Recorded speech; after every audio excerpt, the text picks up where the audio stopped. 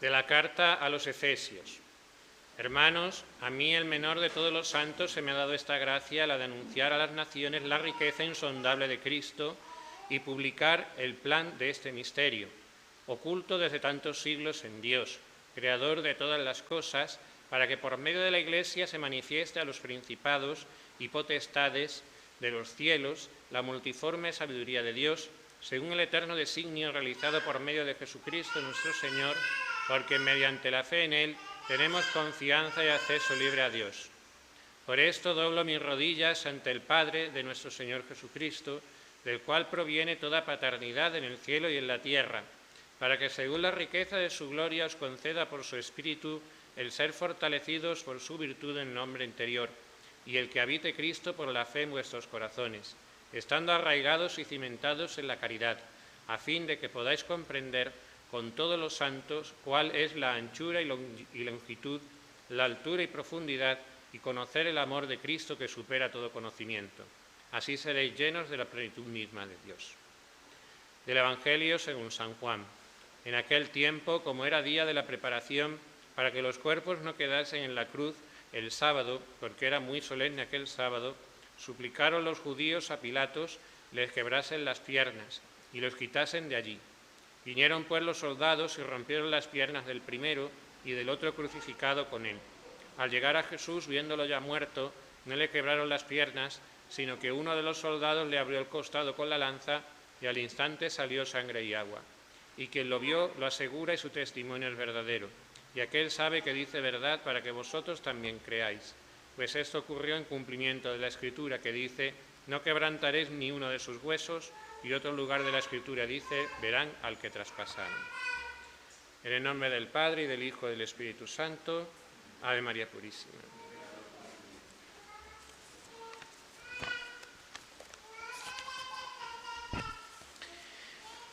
Bien, hoy celebramos misa del Sagrado Corazón de Jesús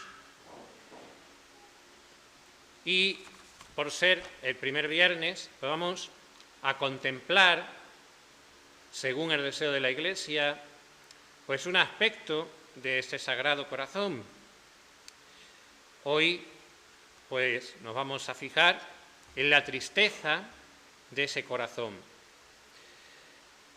que es una pasión que aparece a lo largo de la Sagrada Escritura, de los Evangelios algunas veces, pero sobre todo, donde con mayor claridad aparece, es en Getsemaní, donde nuestro Señor dice: mi alma está triste hasta la muerte. La tristeza es una pasión del alma que de suyo pues no es buena ni es mala, es moralmente neutra, no es pecado sentir tristeza, ni tampoco es virtud, así de suyo, hablando de la pasión en sí. Pero es verdad que normalmente la tristeza es negativa, no lleva cosas buenas al alma, porque normalmente la tristeza no es recomendable porque abate el ánimo, porque debilita las fuerzas, porque lleva a la desesperación, quita la ilusión, y por lo tanto es una pasión normalmente a evitar. Entonces, si es una pasión, la de la tristeza, que habitualmente es negativa, ¿por qué está en el corazón del Señor? ¿Por qué Él siente tristeza? Pues Santo Tomás habla de esto y lo habla hablando del gozo, de lo contrario. El gozo es la alegría, pero no cualquier alegría, sino alegría que deriva de la posesión de Dios por el amor, es decir, el que deriva de la caridad. El alma que está en gracia de Dios, que goza, que posee a Dios, que goza de esa posesión de Dios, tiene como fruto de esa caridad el gozo. Entonces, sabiendo ya lo que es el gozo, se pregunta Santo Tomás: ¿puede implicar el gozo en este sentido, como fruto de la caridad, puede implicar tristeza? Y Santo Tomás da una doble respuesta. Dice que hay dos aspectos de ese gozo que deriva del amor de Dios. Uno, el gozo como fruto de la caridad, pero en cuanto se posee a Dios en sí mismo, es decir, lo que es propiamente el gozo de la caridad. Es decir, yo me gozo porque poseo a Dios, porque amo a Dios, y como le amo por la caridad, yo me gozo en esa posesión de Dios. Es decir, me gozo de Dios mismo.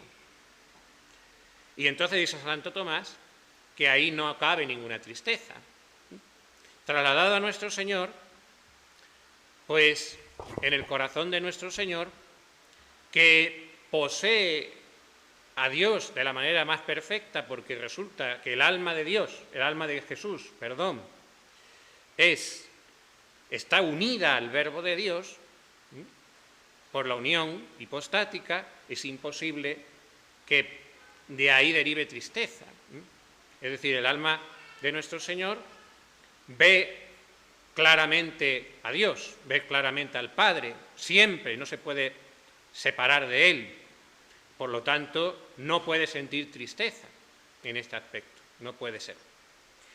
Incluso cuando pronuncia esas palabras en la cruz, Dios mío, ¿por qué me has abandonado? Incluso aunque diga eso, al mismo tiempo tiene el alma de nuestro Señor un gozo profundísimo por su unión, por la caridad, por la visión beatífica del Padre. Pero, dice Santo Tomás, que al mismo tiempo que esto, el gozo es en cuanto, también tiene otro aspecto que es el gozo en cuanto yo participo de Dios, es decir, en cuanto yo obedezco, en cuanto yo me someto al plan de Dios y por eso yo participo de Dios y Dios está en mi alma. Y ahí dice que sí que puede haber tristeza porque esa posesión del bien divino puede tener obstáculos. Entonces, el alma puede tener tristeza que deriva del gozo porque ve que él mismo pone obstáculos a Dios en el alma. Y también ve al prójimo como también pone obstáculos a Dios en sus almas. Y entonces en ese aspecto segundo sí cabe que el gozo, que es la alegría fruto del amor de Dios, provoque tristeza.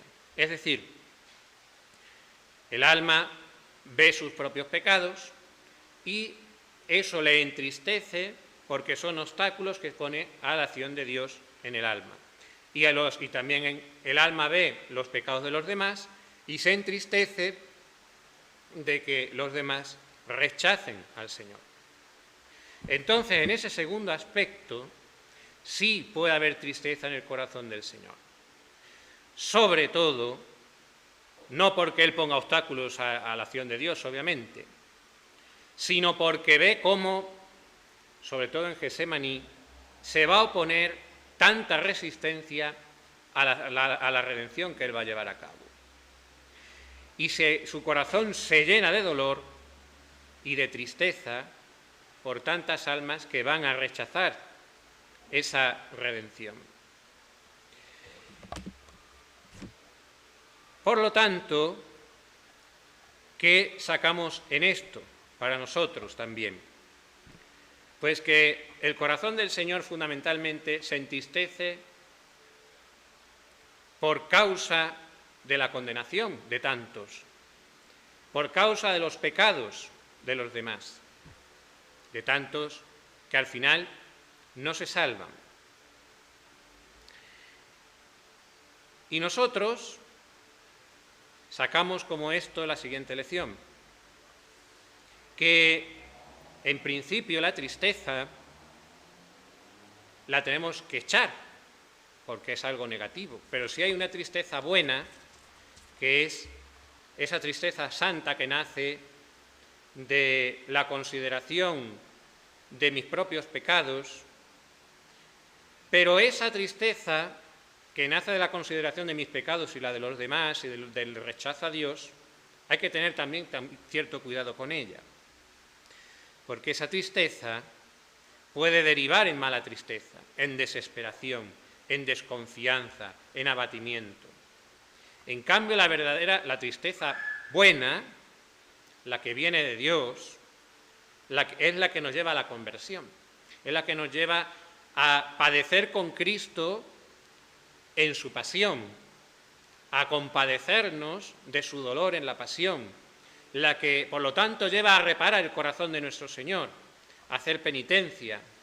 Pero la verdadera tristeza, la tristeza buena, no lleva a la desesperación, ni a la desilusión, ni a amargarse, sino que lleva a la verdadera penitencia, a llorar los propios pecados y los ajenos con dulzura, y por lo tanto lleva al final a una tristeza, sí, pero dulce, en cierto modo también gozosa. Y que por lo tanto esa tristeza sí la podemos experimentar y pedir, y en cambio la tristeza desesperada, la tristeza que deriva normalmente del egoísmo y de no confiar en Dios, esa la tenemos que echar a patadas de nuestro corazón. Pues pidamos a nuestro Señor que penemos con Cristo, que está quebrantado, que nos duela pecar, que nos duela que los demás pequen, pero que esa tristeza nos lleve a la penitencia verdadera, nos lleve a la verdadera humildad y confianza, nos lleve a mayor amor de Dios. En el nombre del Padre, y del Hijo, y del Espíritu Santo.